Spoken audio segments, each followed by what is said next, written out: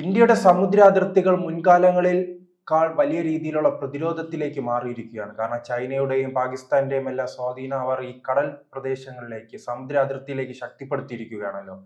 അപ്പോൾ ഇന്ത്യ പല നിർണായക തീരുമാനത്തിലേക്ക് എത്തിയിട്ടുണ്ട്. ഇപ്പോൾ ഒരു യുദ്ധക്കപ്പൽ തന്നെ അങ്ങ് നിർമ്മിക്കുകയാണ്. അതിന്റെ കൂടുതൽ വിവരങ്ങൾ എന്താണ്? തീർച്ചയായിട്ടും. ഒന്നല്ല 8 യുദ്ധക്കപ്പലുകളാണ് ഇന്ത്യ നിർമ്മിക്കുന്നത്. അതിൽ ആദ്യത്തേതിൻ്റെ നിർമ്മാണ പ്രവർത്തനങ്ങൾ ആരംഭിച്ചു. നമ്മുടെ കൊച്ചിൻ ഷിപ്പ്യാർഡിലാണ് അത് നിർമ്മിക്കുന്നത്. അതിൻ്റെ പേര് INS മച്ചിലിപട്ടണം എന്നാണ് ആ യുദ്ധക്കപ്പലിൻ്റെ പേര്. ഇത് വളരെ വിശദമായിട്ട് നമ്മൾ പരിശോധിക്കേണ്ട ഒരു വിഷയമാണ്. കാരണം ഈ ചൈനയും പാകിസ്ഥാനും ഇന്ത്യക്ക് നേരെ ഉയർത്തുന്ന വെല്ലുവിളി വളരെ വലുതാണ്.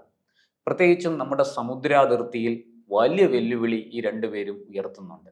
അതോടൊപ്പം തന്നെ ഈ രാജ്യാന്തര കപ്പൽച്ചാൽ വഴി കടന്നു പോകുന്ന ആ കപ്പൽച്ചാലിൻ്റെ പരിസരത്ത് പലതരത്തിലുള്ള കൊള്ള നടത്താൻ ഈ സൊമാലിയൻ അവരെ പോലെയുള്ള ആൾക്കാർ അവരൊക്കെ ഈ ചരക്കുമായി പോകുന്ന കപ്പലുകൾ കൊള്ളയടിക്കാൻ, പ്രത്യേകിച്ചും ഇന്ത്യൻ കപ്പലുകൾ കൊള്ളയടിക്കാൻ ഒരു പരിശ്രമം നടത്തി വരികയാണ്.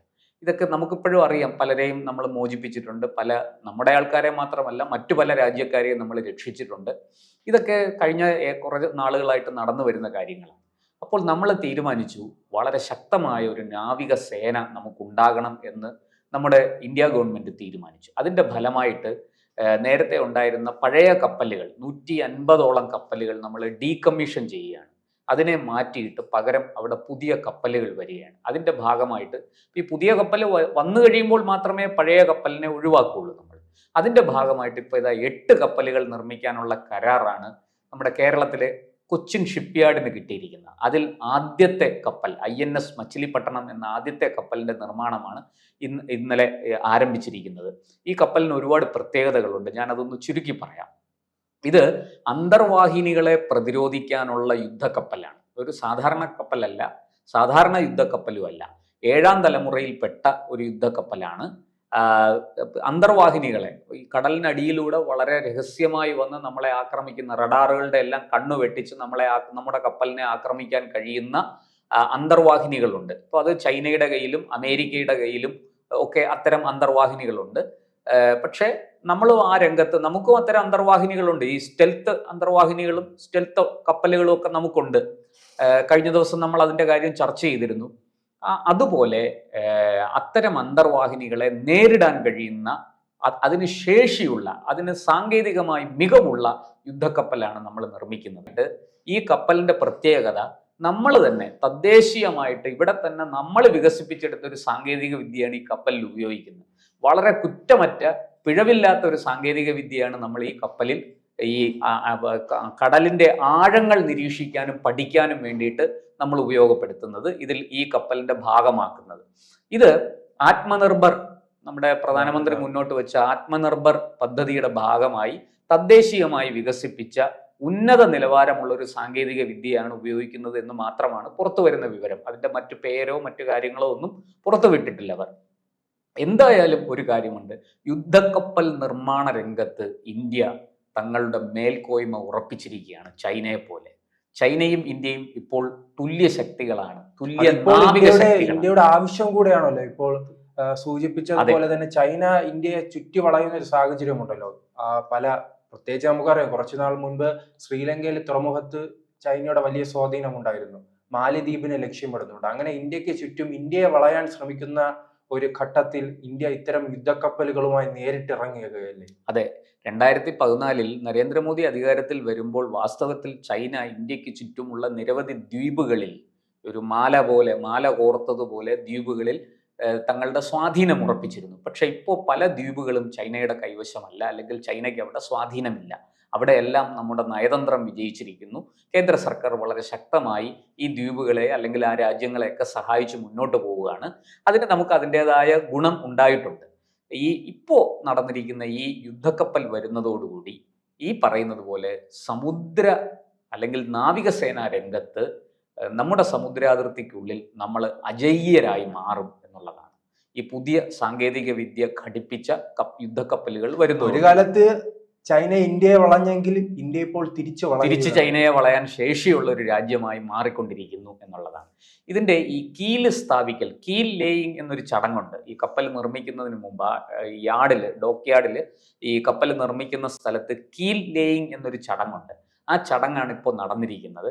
അത് നമ്മുടെ ഈ ദക്ഷിണ നാവിക കമാൻഡ് VSM വിശിഷ്ട സേവാ മെഡൽ ചീഫ് ഓഫ് സ്റ്റാഫ് അദ്ദേഹം റിയൽ അഡ്മിറൽ ഉപൽ കുണ്ടു അദ്ദേഹമാണ് ഈ കീൽ ലേയിങ് ചടങ്ങ് നിർവഹിച്ചത്. പിന്നെ ഷിപ്പ്യാർഡിന്റെ ചെയർമാനും MDയുമായ മധു S നായർ ഇതിനകത്ത് പങ്കെടുത്തു. ഇത് കേരളത്തിനും വലിയ ഗുണം ചെയ്യും. കാരണം കോടികളുടെ നിർമ്മാണ പ്രവർത്തനമാണ് അവിടെ നടക്കുന്നത്. തീർച്ചയായിട്ടും ഒരുപാട് പേർക്ക് നേരിട്ടും അല്ലാതെയും തൊഴിൽ ലഭിക്കും. ഇതുമായി ബന്ധപ്പെട്ട് വ്യവസായങ്ങൾക്കും ഗുണമുണ്ടാവും. കോടികളുടെ വരുമാനമാണ് അവിടേക്ക് വരുന്നത്. 8 കപ്പലുകളാണ് നിർമ്മിക്കുന്നത്, ഒരു കപ്പലല്ല. അതിന്റെ തുടക്കം എന്നുള്ള നിലയ്ക്കാണ് ഇപ്പോൾ ഈ ഉദ്ഘാടനം നടന്നിരിക്കുന്നത്. അതുപോലെ ഈ പ്രതിരോധ മന്ത്രാലയവും ഷിപ്പ്യാർഡും തമ്മിൽ 2019 ഏപ്രിൽ 30-നാണ് ഇതിലെ കരാറിൽ ഒപ്പുവെച്ചത് ഇങ്ങനെ ഈ നിർമ്മാണത്തിന്. തുടർന്ന് അതിന്റെ സന്നാഹങ്ങളൊക്കെ ഒരുക്കി ഷിപ്പ്യാർഡ് അതിന് വേണ്ടുന്ന കാര്യങ്ങളെല്ലാം ചെയ്തുകൊണ്ട് ഇപ്പോൾ ഇതാ ഈ 2025-ൽ അതിൽ ആദ്യത്തെ കപ്പലിന്റെ നിർമ്മാണം ആരംഭിച്ചിരിക്കുകയാണ്. ഇതിനു മുമ്പ് മറ്റു ചില കപ്പലുകളൊക്കെ നിർമ്മിച്ച് കൈമാറിയിരുന്നു ഷിപ്പ്യാർഡ്. അതിന്റെ നേട്ടങ്ങളും അതിന്റെ ഗുണങ്ങളും ഒക്കെ നമ്മുടെ നാവികസേനയ്ക്ക് ഉണ്ടാകുന്നുമുണ്ട്. ഇത് ഈ അഭയ ക്ലാസ് ASW കോർവെറ്റുകൾക്ക് പകരം അത്തരത്തിലുള്ള യുദ്ധക്കപ്പലുകളാണ് നമ്മുടെ കൈവശം ഇരിക്കുന്നത്. അതിന് പകരം ഇപ്പൊ ഇതാ പുതിയ ഞാൻ പറഞ്ഞല്ലോ, ഒരു സംവിധാനമാണ്, പുതിയ യുദ്ധക്കപ്പലുകളാണ് വരുന്നത് എന്ന് ഞാൻ പറഞ്ഞല്ലോ. മാഹി ക്ലാസ് ഓഫ് ഷിപ്പുകൾ അതാണ് ഇപ്പോൾ വരുന്നത് നമ്മുടെ ഈ ഇതിലേക്ക്. ഇതിന്റെ ഗുണം എന്താന്ന് വെച്ചാൽ ഇത് നാവികസേന ഇപ്പോൾ ഇടക്കാലത്ത് തന്നെ വാർത്തകൾ വന്നിരുന്നു, ഈ സോമാലിയൻ കടൽക്കൊള്ളക്കാരെ മറ്റു രാജ്യങ്ങളെ ഇന്ത്യ സഹായിക്കുന്ന സാഹചര്യം ഉണ്ടായി, തുരത്തുന്ന ഒരു സാഹചര്യം. ഇപ്പോൾ ഈ ഇടക്കാലത്ത് വെച്ച് കടൽ സമുദ്ര മേഖലയിൽ ഇന്ത്യ കുറച്ച് ശക്തിപ്പെട്ടിട്ടുണ്ടോ?